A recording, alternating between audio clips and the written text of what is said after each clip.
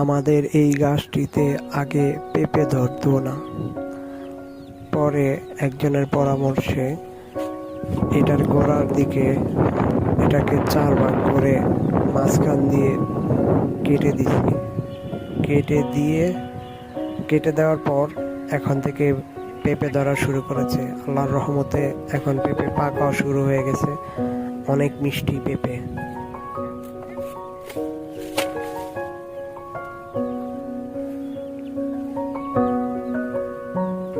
ধরে ফেলেছি।